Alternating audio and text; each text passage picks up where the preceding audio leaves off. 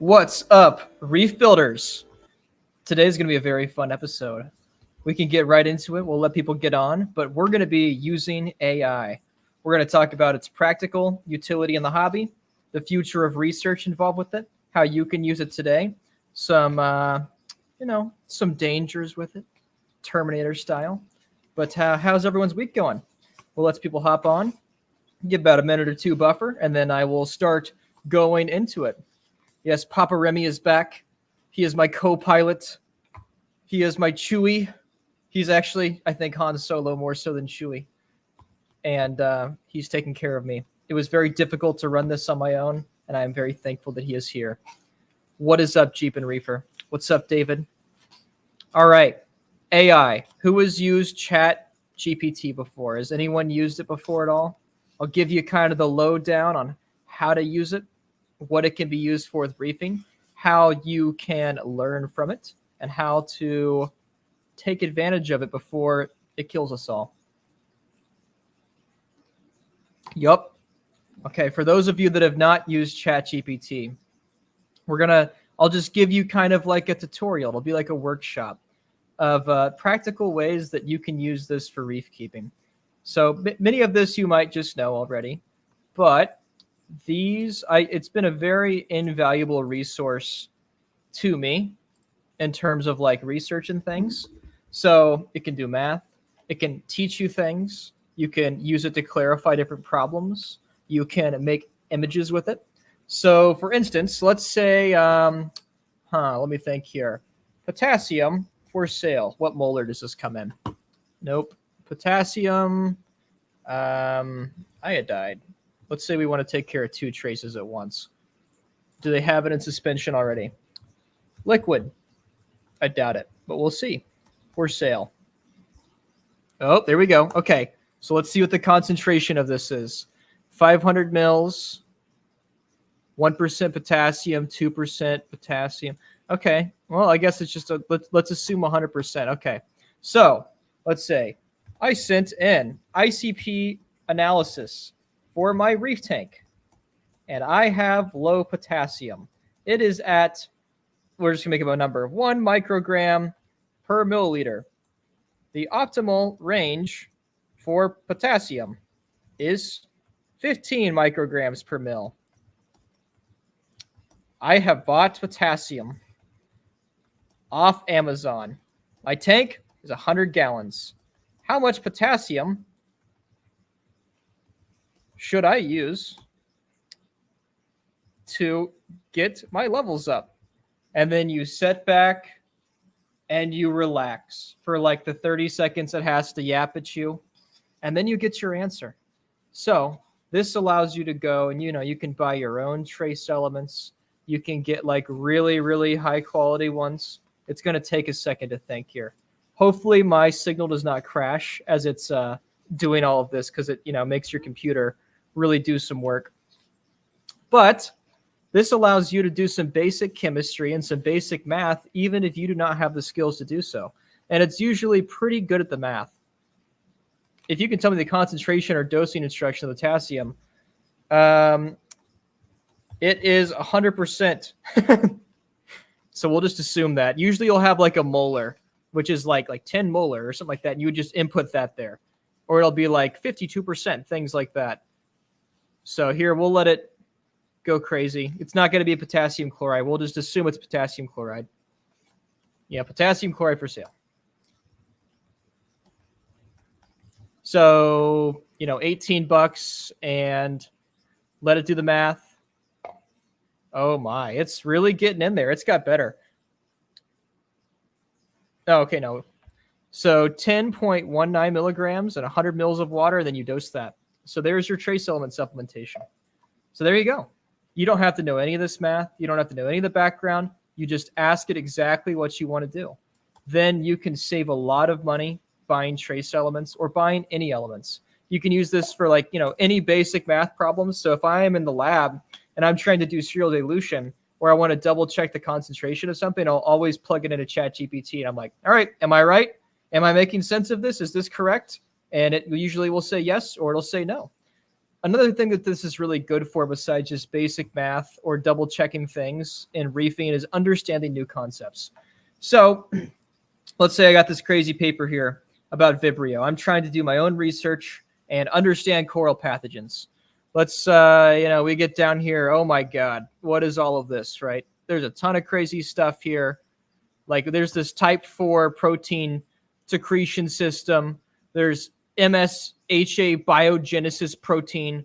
You're like, what the hell is that? What is MSHA biogenesis protein? And it'll tell you. So this is a really good way to just learn. Just talk to it like a person and just directly state the question. And usually it'll break it down in a very simple way. Now, if the solution it gives you is still too advanced, or complicated to understand, then, I learn best when it comes to putting things into lists for some reason. For whatever reason, that helps me a lot. So I can say, I do not understand. Can you explain it in the format of a list? This is Chat GPT 4, so it is the paid version. It's like $10 a month, but 3 is going to be able to do all of this. I've not done anything that 3 cannot do, the free version. And then there you go. Now it breaks it down as a list. We can get crazy and say, can you show me a visual depiction of this? Spell depiction wrong. We're just going to roll with it. It's smart enough to realize that it does not,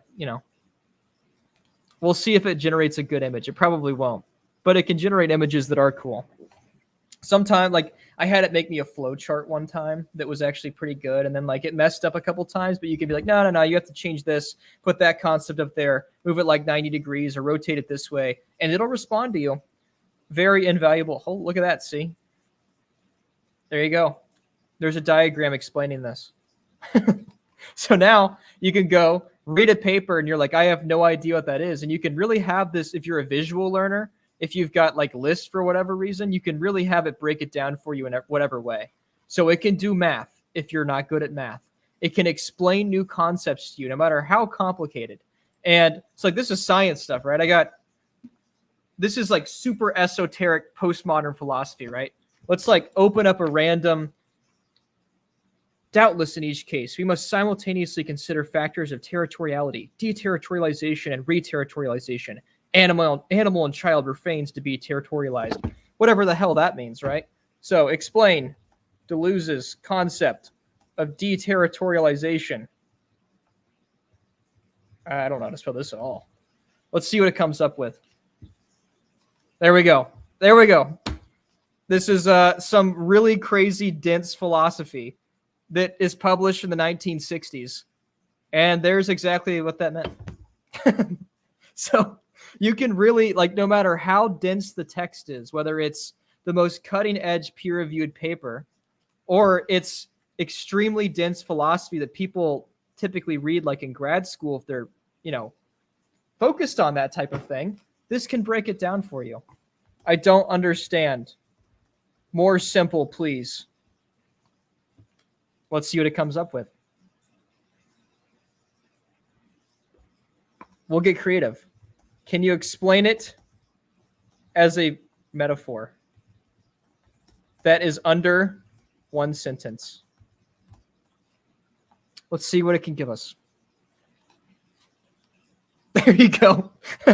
So you can really just push the boundaries on this, and it can take very, very complex ideas and break them down extremely efficiently. So one of the most, this is so good when it comes to learning. If there's anything in class I'm confused about, this is better than any tutor, any professor, any online resource, and you can cater it to your needs in terms of what you're trying to learn and understand. So if you're ever watching a podcast or something, under one sentence, there we go. Let's do that. Can you explain it in 4 words? Let's see if it can do it. It might not be able to. There you go. Breaking free from boundaries. So yeah, there you go. So yeah, this stuff is pretty cool. Very, very, very good tool to use.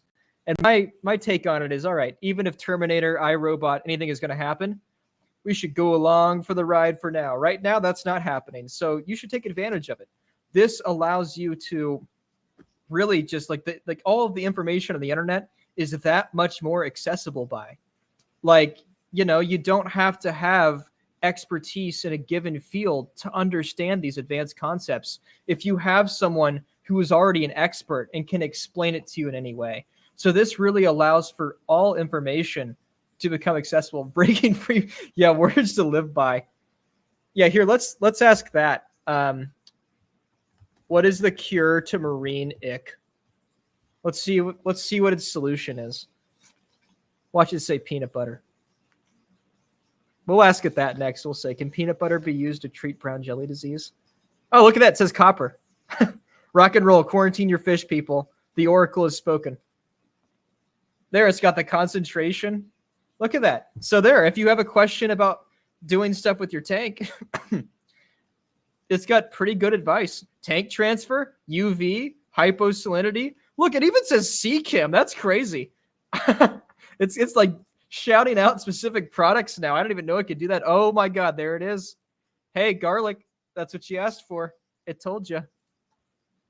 Let's see if it really knows the knowledge. If it just reveals it, I'm going to be really sad. I bet it's wrong, though. So that's the thing. There are limits to this. So this has access to the internet up until 2021. Oh.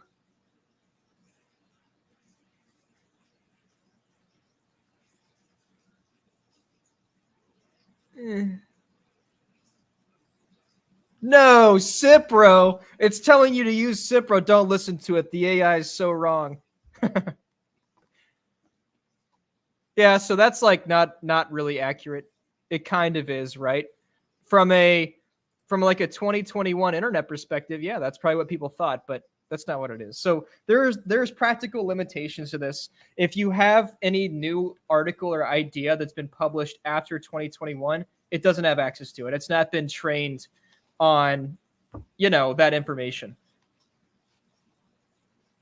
Yeah, it just gives the answer that everyone's ever said in a forum. Exactly. So that does not mean that this is like the best cure for ick, but for really basic things that have been a problem for a long time that aren't like, you know, really complicated problems like this can give you some pretty practical advice and help out. What's the cure for cloud rap?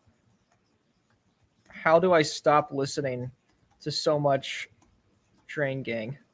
Let's see if it has some practical solutions for me. We'll entertain that. Oh, diversify my playlist. Okay, so that's like kind of like the hobby aspect. That's how ChatGPT can be really cool. AI also is being applied in terms of the cutting edge. So check out this stuff.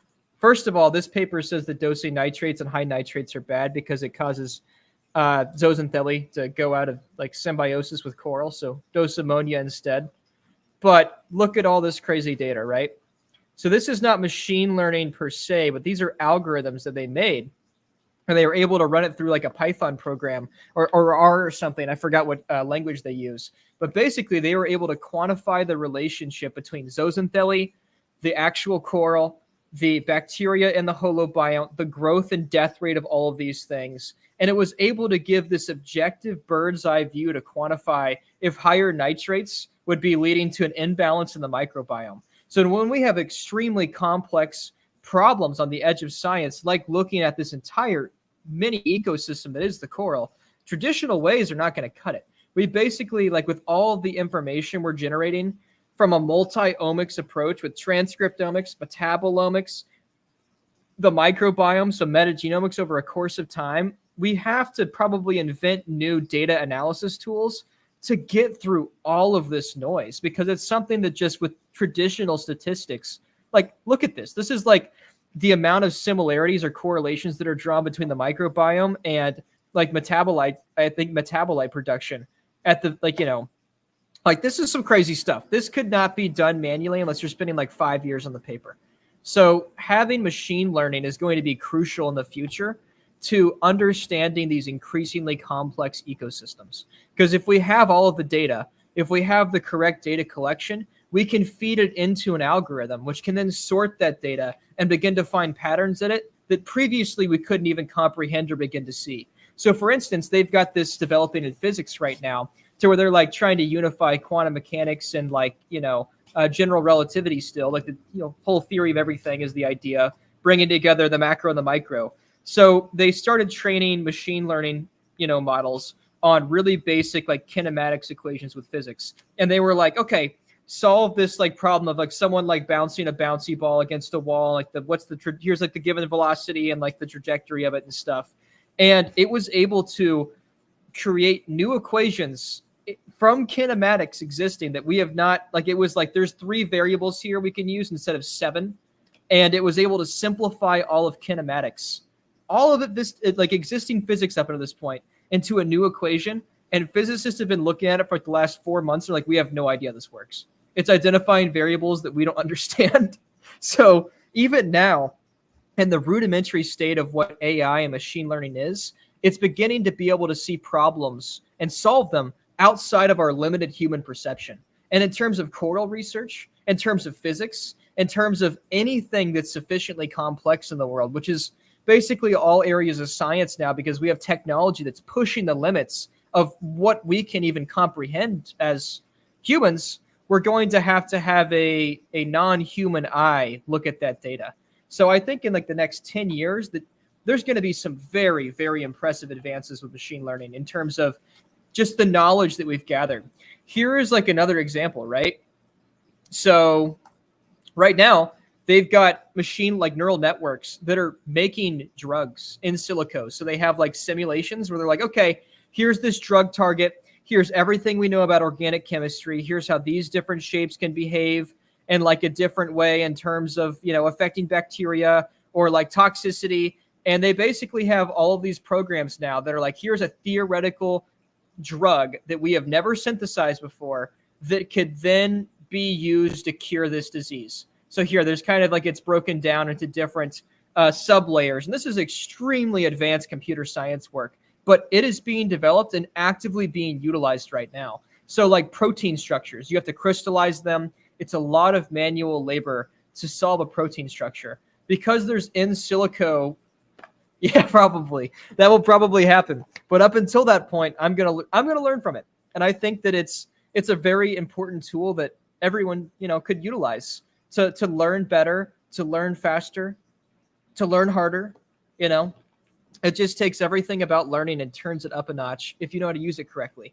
And that's just basically learning how to ask questions in the right way to this machine. But yeah, the more advanced versions of this that are much more sophisticated than ChatGPT are beginning to create new compounds, just, as a simulation that we could use to cure cancer with, things like that. Even here, like drug toxicity is extremely big, right? So people will have, based on their genetics, will have different tolerances, different doses, like, different chemicals be metabolized at different rates. So now they're having prediction using machine learning of like looking at general, like different gene locus using like human databases for genetics. And they're like, okay, people with these types of genetic abnormal, like, differences, here's the dosage of a common drug that they can take versus someone else. So it allows for medicine to now be tailored to the individual based on their genetics. And this can avoid like a lot of wrongful death and malpractice that just results because we have universal dosages for these compounds. And, that's a one-size-fits-all approach that doesn't really work for some people.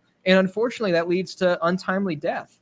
So having machine learning can replace like the type of intimate time commitment and knowledge production that like one person dedicating their life to an individual niche thing would be doing. Like we can take humans and generate new ideas or apply machine learning in unique and creative ways, but we can let them do the heavy lifting. They can go and solve all this stuff that would be tedious for us to do, like looking at all of the statistics. Someone could do that, but we don't have to. We could have the same people that designed this experiment, instead of going and doing the basically busy work associated with this, they can begin doing new experiments. They can do stuff in silico where you don't even have to have a physical experiment set up. It's all simulated, because that's how good our simulations are now, because we have like metadata, right? Like we have big data now, for better or for worse, due to the advent of the internet. So we have massive massive pools of information to draw on in like all areas of life. And all of that can be fed into programs to train them on how to interpret and make predictive assumptions about that information. So, I mean, this stuff is like next level. And I use it every single day, multiple times a day, for learning, for trying to understand all this coral disease stuff, and for fun.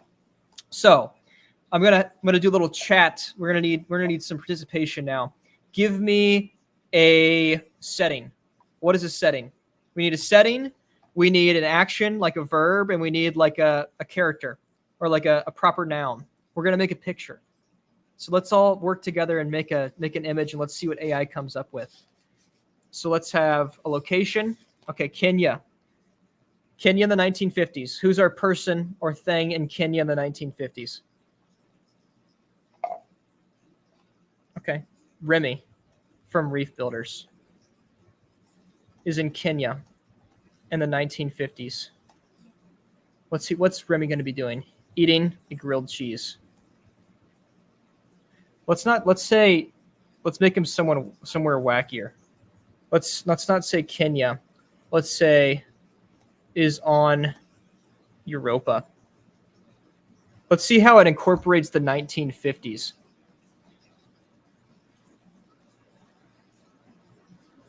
Let's see if it'll make the image. Sometimes it has to think, oh God, yeah, here, make an image of that.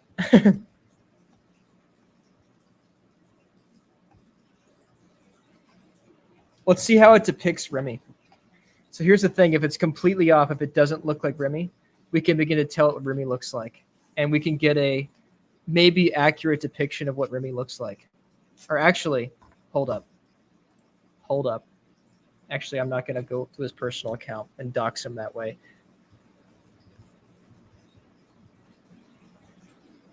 Okay. Let's get a headshot here. Save image. Desktop. Okay. All right, so there's Remy in the 1950s. Here is what Remy looks like. Can you make an image of him in the style of post-impressionism?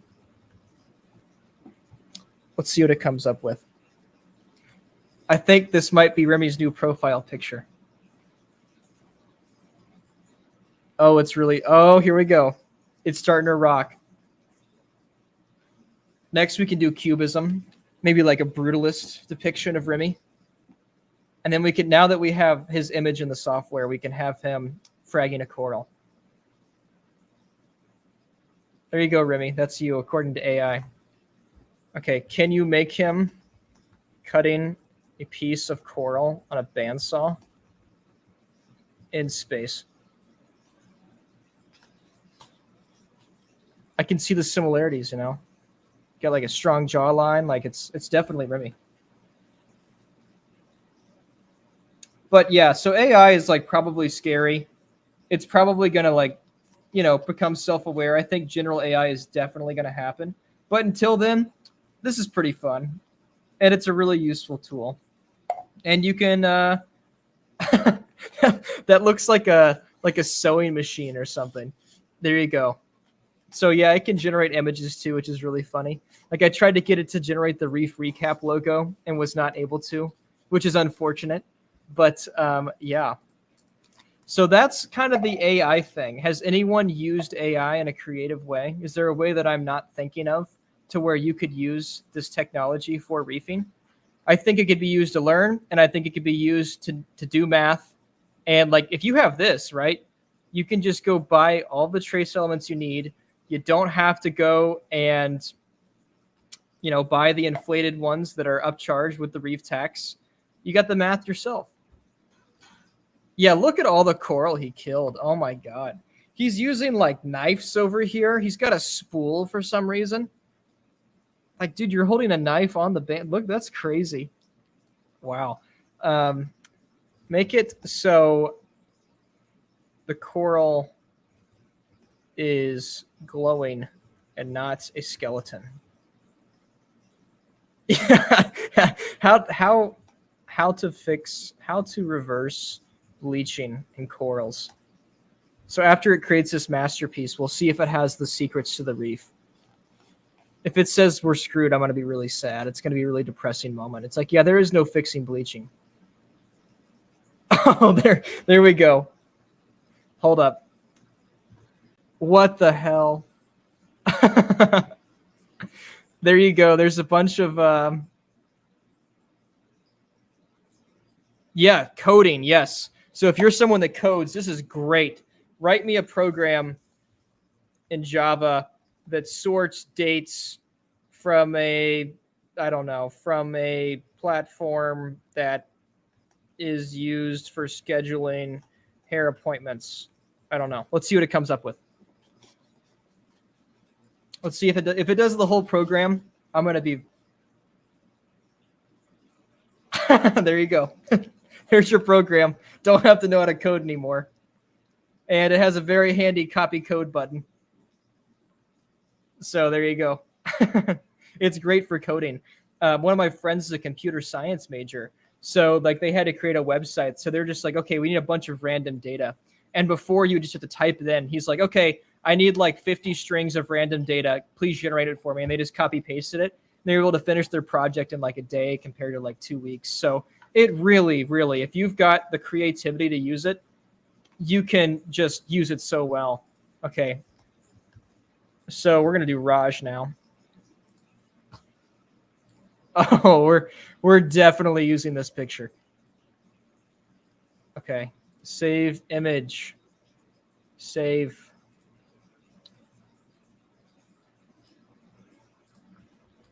This is Raj. Please make an image of him. I can't spell it all.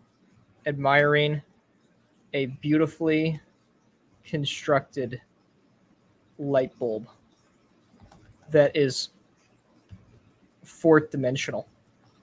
So we're going to make it this object, like a fourth dimensional object that is beyond human comprehension, because that seems like it would be, to Raj's standards. Nothing of this earthly realm. Yeah, so like, yeah, my friend used it for like a lot of bug fixes too with his code. He was like, he copy pasted his own code in there and was like, I have no idea what's happening. And it was able to highlight the errors in his code. So, I mean, oh, can it code Apex stuff? I bet so. There's Raj. Okay, yeah, so. A little bit not accurate there, but let's see. Can it code Apex stuff? I have a Neptune Apex. Can't spell. Do you know how to write the code for it? Let's see if it is familiar.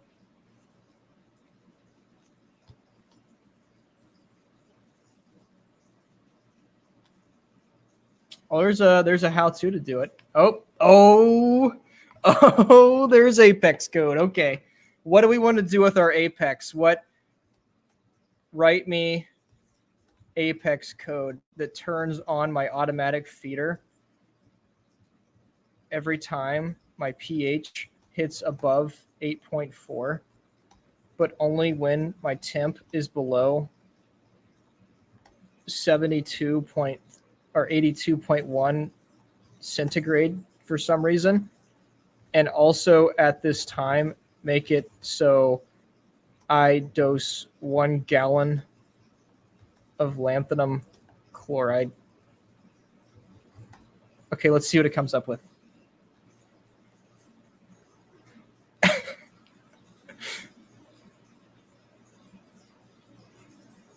Does it break it up? That's boring.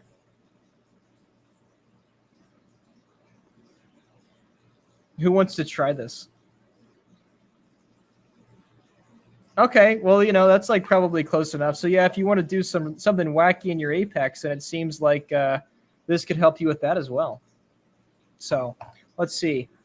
How to reverse. Yeah, it should say your tank will die, yeah. It's not that smart. Let's see what it says.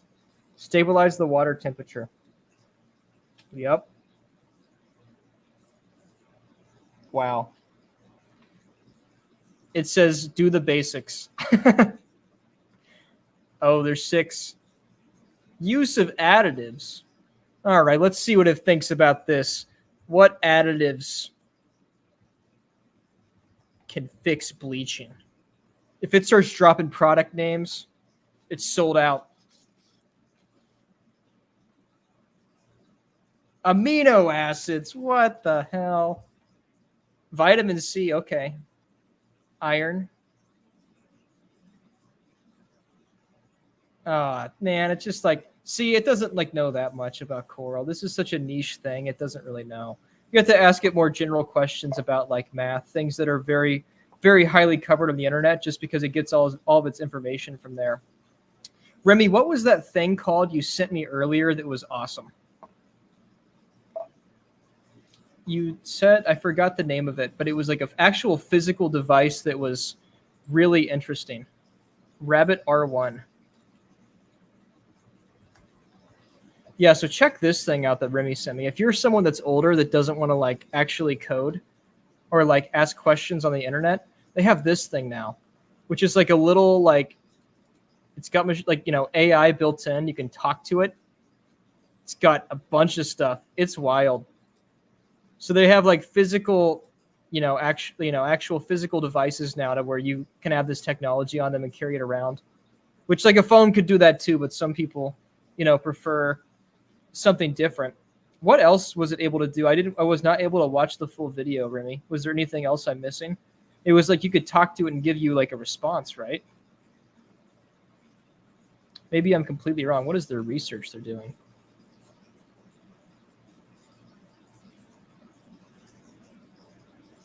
Yeah. So better Siri. I don't know. It's kind of cool. So yeah, that's probably like, the future of products. They'll probably have like, I'm sure that Apple, Meta, all of them will probably come out with similar products to that. But yeah, AI is kind of cool. Like I say, I could do like a deep dive on like how it works, like program wise and different algorithms and stuff. But I figured that we would just keep it kind of light and be like, here's the different things you can do with it, and have fun. Does anyone have any random thoughts or questions? This is kind of like a shorter episode. I was feeling tired today. We can go for the full hour, but like, there's not a ton to talk about unless we want to get in the weeds, just because this stuff is really, really complex. AI is pretty crazy. I can go in. Oh, here, I can probably just end my stop screen. Let's see if I have the other thing. I'll show you guys an article I'm writing.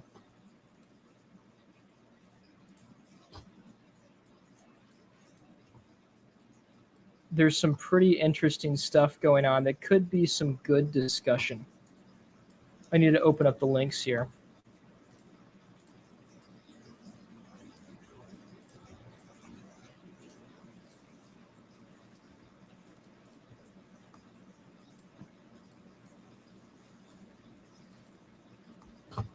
Okay. I should have these now.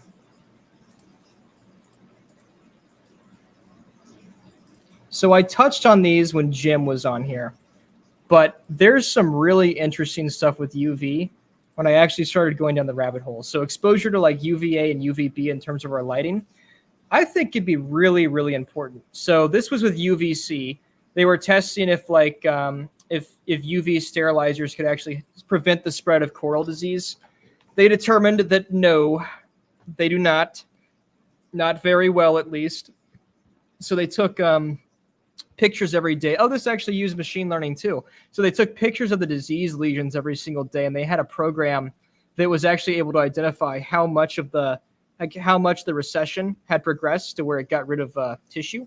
So that was pretty cool. But yeah, they determined that UV sterilization was not able to stop at least this instance of coral disease. This one here, this is the stony coral tissue loss disease. So they're trying to, basically purify it or sterilize it if it's in ship ballast for international transits. They don't spread this disease state to other reefs outside of the Caribbean. Yep, they determined that UV also does not work there. So there was quite a few, this stuff is really nasty. Where's the actual data at? Yeah, so they basically were like, yep, this can survive in ballast water. That's really scary. I think they advocated for doing chemical treatments in ballast water now to replace it. Yeah, so six weeks of UV did not stop it. So UV sterilizer is probably not the move. But in terms of UVA, UVB, there's really interesting stuff. Like, say, I'm going to be breaking down all of this data. Basically, this paper, if I can find the, where is it at? Yes. So it had like seasonal variation, which was correlated to UV exposure. And basically that seasonality correlated to different bacterial families being up or down regulated in the holobiome. So it was super interesting. Basically, when there was more UV in terms of like the water, there was a much larger population of Ultramonas, which is interesting. And then in terms of the coral itself, there was a couple of different really good guys. So like Endozoicomonas swapped out with Rosiobacter and stuff like that. So there's like say in terms of the coral holobiome and the microbiome, there's a couple conserved good guys that are that part of that kind of core microbiome, which is beginning to be discovered. And these are there across species. But this paper revealed that those kind of core guys will tag team with each other depending on the amount of UV light that's there, because some are more sensitive to it. Some of them can actually, are photosynthetic and can get more energy from it. So it basically, there's like fluidity in the microbial populations based on what time of year it is, how bright the sun is. Very cool stuff. So obviously, if we were to theoretically have UVA or UVB in our reef tanks, that could be beneficial. You can see here that in the winter months when there was lower UV, that Endozoicomonas increased in concentration. There were some species that were flip-flop with that, though. So really, really cool stuff. It basically showed how there's kind of convergent evolution with a lot of different species, and a lot of different microbes can perform the same function in terms of the coral's microbiome. So yeah, like I say, it was like all of seasonality. So it was like, I think water temperatures, nutrition that's available based on the currents, but also UV. So it was kind of a culmination of multiple factors with the seasons changing. But in terms of our reef tanks, obviously UV can have a very profound impact. It's a closed system. There's not a flow of bacteria coming from other parts of the ocean to kind of replenish things. This was also really interesting in this paper. So viruses, bacteriophages that directly impact bacteria. So viruses that infect bacteria. Majority, or like at least a large concentration of the organic carbon in the seawater was from viruses infecting bacteria. So 24 to 367% of all the bacteria on coral reefs every single day are popped by these viruses. They explode from getting infected. And that culminates in this value of organic carbon in the water. So there's that many bacteria dying at all times in the ocean. And that can actually, Do they make AB bulbs? Yes, they do. But T5. So UVA, UVB reptile bulb for sale. T5. This is what I use. I just use a Reptisun. And I mean, these, let's see if it loads. Yeah, I mean, these are like actually legit. So there's some UVA in them as well. There was one that had UVA and B. So I just supplement with that. Like say, don't like stare at it. Probably, have some glass so you don't get, melanoma and things. there's maybe concern there, maybe. But yeah, I use the metal halides, and then I have a UVA, UVB reptile bulb, and then I have an infrared bulb, which I think is like a flowering bulb for like marijuana is what it's designed for. So like infrared flowering bulb. Yeah, it was Agromax, actually. That was the company. And it was mostly, let's see, they're pretty cheap compared to, there's not really the reef tax on them. And my coral grow pretty well with this little setup here. So I certainly anecdotally have seen a lot of really good, so 600 to 700 nanometers. So it really fills in. Actually, I didn't have this one. I had one that went beyond 700 that was able to do 600 to infrared. So there's like a bunch of different, let's see. what bulbs they have. There's some really wacky ones. If you had like an 8-bulb T5 fixture, which I've got one of those, I kind of just put a bunch of these and some Reef bulbs and some UVA and UVB bulbs. Yeah, they have pure UV here as well. I think it might have been this like par veg one. It had a weird spectrum, if I remember correctly. Yeah, that's kind of like that kind of replicates like a lot of the T5 peaks. So that's pretty interesting. So think about bulbs outside of the industry, right? All you need is the spectrum. You don't have to have a Reef bulb. You're just looking to maximize those different peaks. So you can get exposure and maybe some of these benefits. Here's another one that was really cool. So they've got this Mediterranean coral. They basically determined that this is an instance where like the one pathogen, one disease model kind of was kicking around and being a thing. So this Vibrio species basically single-handedly could cause for bleaching to occur as the only cause. No abiotic stress needed. It got infected with the Vibrio. It was highly virulent, and it caused bleaching. So they had an experiment to where they had basically UV exposure. They had, I think, a bunch of tanks outside, and they let the sun hit them. Some of the tanks they shielded from UV, and other ones they didn't. They infected all the healthy coral in the tanks with this Vibrio species. And the tanks where they had UVA, UVB exposure from the sun, there was no infection that occurred. So there's like this localized effect to where it's like a UV sterilizer, to where UVA and UVB can have some type of regulatory effect on a lot of free-swimming microbes in the water column. But what's cool about a Reef tank is that that's kind of an intermittent or selective effect, because you're not pumping like a massive amount of water through like a pump through a UVC chamber. You're only getting like some parts of the water column that are readily coming in contact with UVA and UVB exposed from the lights. And it's only for like 12 hours a day, 8 hours a day. So it's not going to completely nuke the microbiome. It would kind of allow for like an in-between of having UV on all the time and having no UV. You get some of the biological control that UV can provide, but you also get the benefits of a diverse microbiome. So, and like think about even in the past, like we didn't have a lot of these problems with disease and things. And there was also, full spectrum lighting.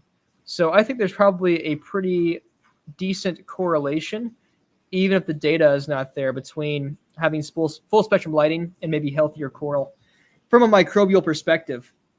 So there's a couple more papers I've been looking at too, but this paper will basically be like breaking down all of this nonsense and how that could implicate things. And also I'll have some suggestions for how we could test this. It could be a pretty easy aquabiomics experiment with like pre-post of like, you have LEDs and you pop a halide or you pop a UV bulb on there for 2 weeks. It could be pretty easy to see if it could actually affect the microbiome or not.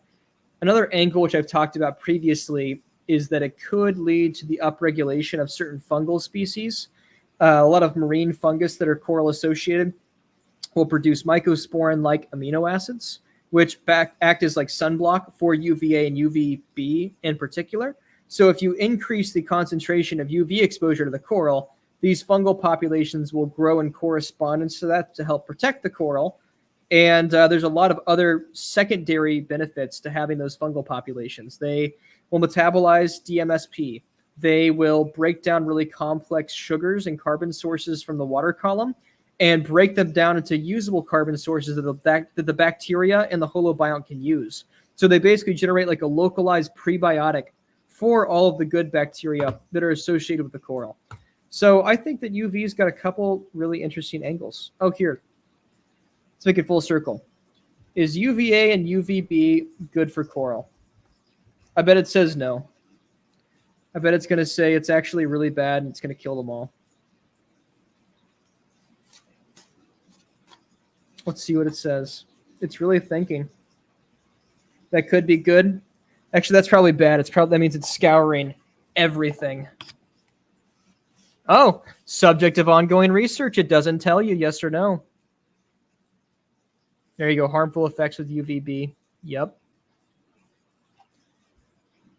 Okay. So that's kind of my take so far. You want to obviously like really acclimate things to this. You don't want to overdo it, but low levels of it might be good. Corals certainly get exposed to low levels of it in the wild. If we're trying to mimic the natural in the open ocean, why would we not have a wavelength of light that they're exposed to? At least things like acros are exposed to. So, yeah, that's kind of that. Next week, I think we'll have a guest on. I have a list of people in my head that I am going to invite, but is there anyone that all of you would like to see? I think it was fun what we did with Jim. It was a more casual time. Everyone seemed to enjoy it. Is there someone on like that you would like to see come on to recap in the coming weeks? If not next week, we'll probably do it by the end of the month. I either will make it a bi-weekly thing where it'll be like science/fun thing, then guest, or it'll be like one guest per month. Not sure what I want to do with that yet. I have to think of the format. I think we'll probably try to test it out.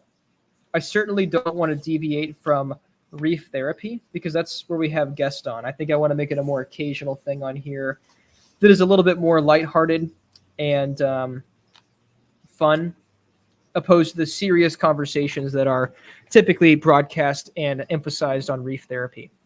But yeah, if anyone has someone they want to see, let me know. You can PM me. If any of you here are not following me on Instagram, I finally have an Instagram. It's salem.clemens. Give me a follow. I have a pissant following there compared to my Facebook account. I need to get it up and get it in correlation so I can go live on there.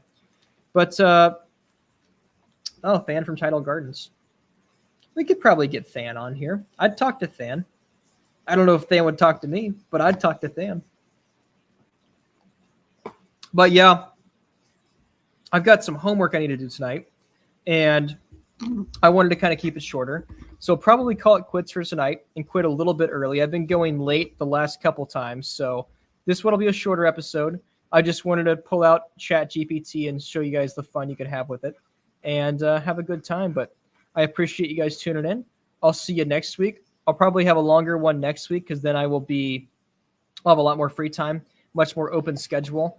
So message me if there's something you want to see me talk about, and stay tuned, to Reef Builders. I have a lot of articles out this week. I think Jeremy's got some new guest writers, and he's got some stuff as well. So see you guys. Thanks.